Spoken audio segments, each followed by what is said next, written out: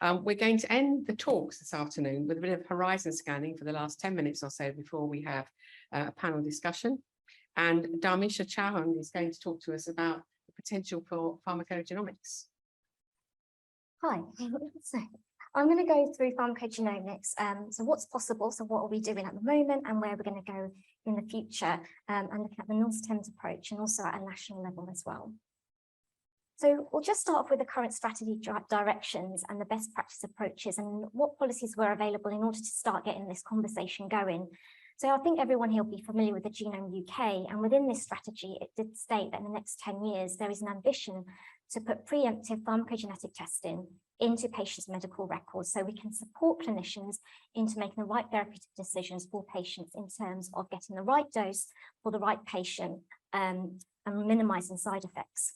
And this was then supplemented by the delivery program of it within the NHS long-term plan.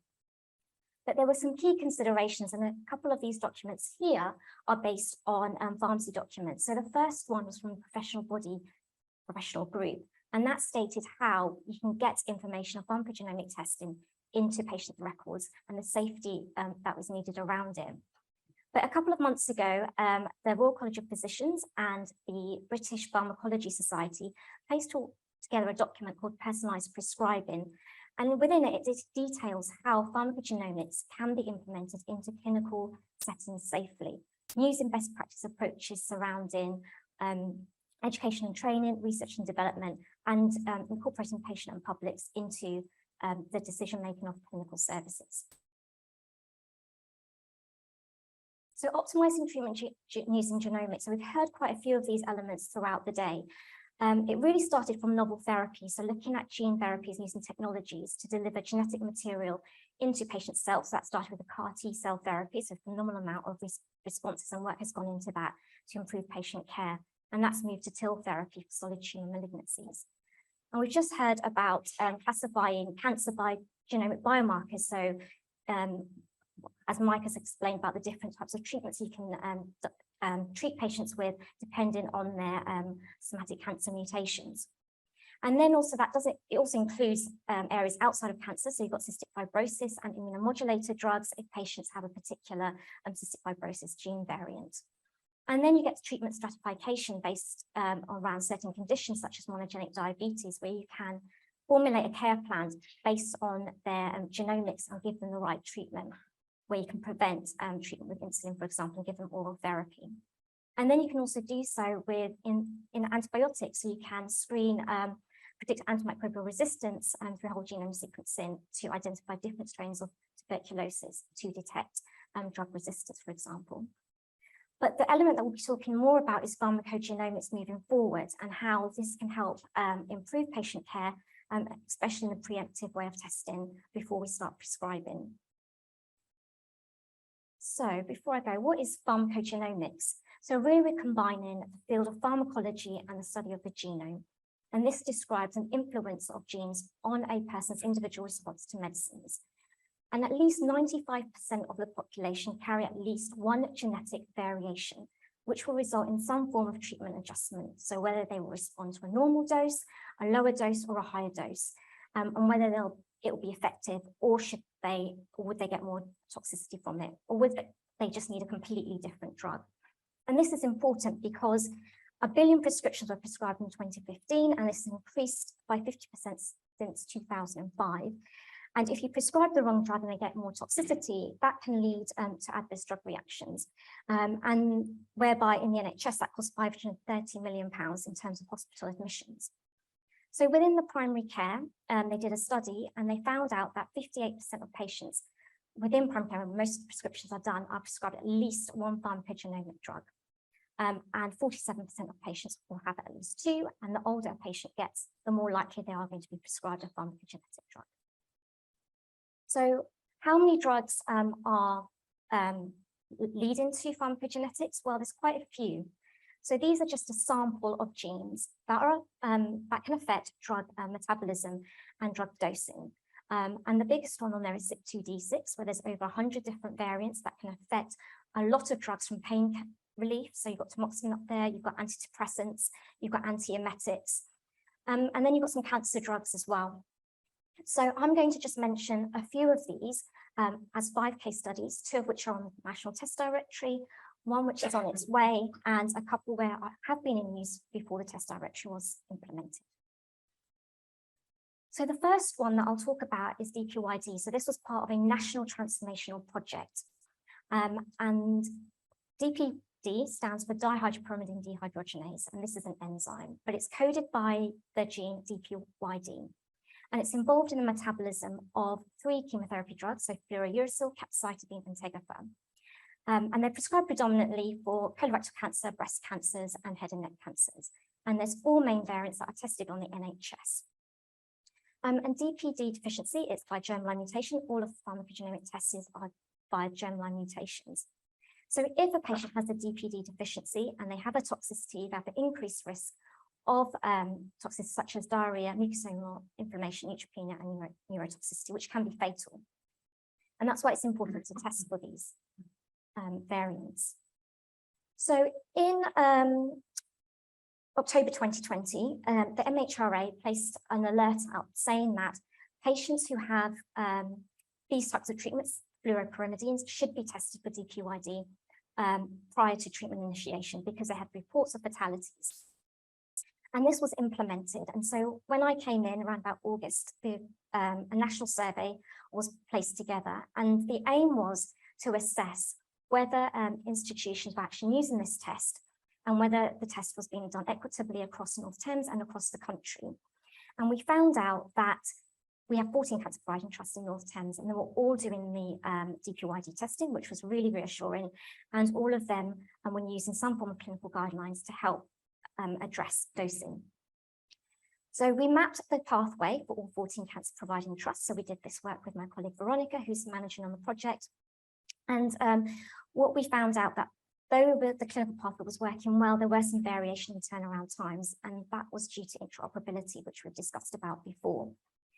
We've developed an ideal gold standard pathway because the aim is to use DPYD as a gold standard pathway to help ensure how we can develop other pharmacogenomic testing into the pathway.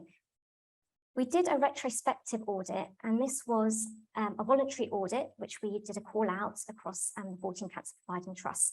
And the aim was to identify if a patient had a DPYD panel test done prior to fluoropyrimidine initiation, and if it was negative but they experienced a toxicity, or that due to a potential unidentified variant. So we had 7 out of 14 trusts voluntarily participated. We had a total of 321 patients, all identified to have 1 cycle or more of fluoropyrimidine. We did analyze the results, but we found out there's more work to do because 64% of the patients were Caucasian background, and the data for DPYD testing is predominantly done in European ancestry. So what we really need to do is find out how we can collect more data so we get a bigger cohort of different patients from different ethnicity. But what we are trying to do next is engage with our patient and public panel. So we've done that already within North Thames, and we're due to have another meeting with the Data Can Cancer team, patient and public panel, just so that we can feed back on the gold standard pathway. So if they have any issues about the pathway, that we can address them and place them into the pathway. Essentially, what we have found out is that they consider this as a simple biochemistry test that has a positive impact on their treatment pathway. So they don't really have too many concerns, apart from the fact that they do want to be tested and they don't want to be given too much information. So at the beginning of their cancer diagnosis, they already get a bombardment of information. So that's been useful to know. It was a great way to work with our patient and public panel. So the next test that we have on the National Test Directory, and this is the rare diseases, is a mitochondrial variant called 1555, and it's to assess aminoglycoside autotoxicity. So an example of aminoglycoside is gentamicin, which is a widely used antibiotic. Again, this was placed in the National Test Directory from an MHRA alert in January 2021, and it was based on epidemiological studies. And they found out that there is about 0.2% of the population have this particular variant. So if they are prescribed gentamicin, they have a greater risk of autotoxicity, that's hearing problems, which can result in deafness. And this will be after even 1 dose of a aminoglycoside, such as gentamicin. The genetic testing should be considered, especially in patients who have recurrent or long-term treatment of an aminoglycoside. But the test turnaround time of this is relatively long. If you think about how quickly you need to start antibiotics, it takes between 5 to 10 days. In some other centres, it can take longer. So the aim is not to delay urgent treatment. So this is the indication it's due to be amended, and it's just to think about particular patient cohorts. So the main aim will be the cystic fibrosis patients, whereby you would know that you can plan the aminoglycoside treatment, so you have time to do the test. So the community knows that this is an unacceptable, long time to wait for a test result if you want to prescribe an antibiotic. So up in Manchester, they have a point of care test that I've developed, and it's called the PALO pilot study. So they are looking at this particular test, the 1555 variant, and it was via a new technology, and it's called the gene drive point of care test, to detect this variant via a buccal swab, which takes 26 minutes. That can be done on a neonatal unit by the nurse. So the system was integrated into the clinical care pathways by two neonatal centres. I think one was Manchester, the other was Liverpool. And the results showed that they had tested it within 751 neonates, and they were recruited throughout 2020. And 3 babies, so that was 0.4% of them, were identified to have this variant, and therefore they avoided gentamicin within these babies. So they found out because they wanted to test whether the technology worked, and the assay had a real-world sensitivity of 100%, specificity of 99.2%, and accuracy of 99.2%. So, so this was kind of reported in the newspapers, where this particular baby here, she was found to have this variant because the mum consented to the trial, and she had the variant, and they didn't give them the aminoglycoside to her. So in order to make this test equitable, because it obviously works in practice and it's point of care, NICE are now reviewing this particular technology to see whether it can work within the healthcare settings, and they're going to look at doing economic evaluation for it. The other test that's in the pipeline is one for TPM-1015 for patients who have acute lymphoblastic leukemia for purine analog drugs such as 6-mercaptopurine, thioguanine, and azathioprine. So if patients have this variance within this particular gene, then they're at greater risk of neutropenia. So at the moment, what we're doing is we're working with the GLHs so they can work out their pathways to ensure that the testing can be done in an appropriate turnaround time. And the GMSAs are supporting the clinical guideline development. So when it is launched, there'll be a pathway in place and a guideline in place to support clinicians. Most of these patients will be in clinical trials, so this is just to make it equitable for those who are not in a clinical trial setting. And the cohort of these patients is relatively small compared to DQID, for example. So the other tests that are in use but are not on the test direction have been available since the early 2000s are 2 other drugs. So one is called abacavir, and abacavir is a nucleoside reverse transcriptase inhibitor, and it prevents HIV replication. It's been used for a long time. So if patients have this allele HLA-B5701, they can be strongly associated with abacavir hypersensitivity syndrome, and this can then lead on to Stevens-Johnson syndrome as well in really severe cases. So in 2002, there was a randomized controlled trial which showed that these patients should avoid abacavir if they have this variant. So now in clinical practice, it's now contraindicated in patients prior to treatment. The other one is carbamazepine, which is another HLA-B variant, and it's indicated in the forms of epilepsy, bipolar affective disorder, and triangular neuralgia. This particular variant is highly prevalent in Southeast Asian populations, and so it's not really population screening. You have to target the populations in particular. And it's been associated with high levels of Stevens-Johnson syndrome. So in some countries, such as Singapore, they actually do population screening, and it's reduced the number of carbamazepine prescriptions that are prescribed. But it also affects drugs such as oxcarbamazepine and phenytoin. So from the earlier presentation we had about epilepsy, this is where pharmacogenomics could possibly help in certain populations.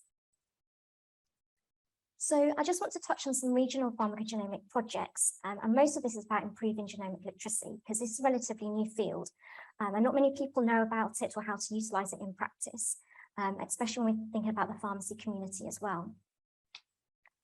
So one of the projects is to develop a mental health specialist interest group, and how we can implement pharmacogenomic testing for antipsychotic drugs. And really the aim of this project is to identify pharmacy champions within the mental health specialist group from secondary and tertiary care, and I hope we can get some members from the community sector as well.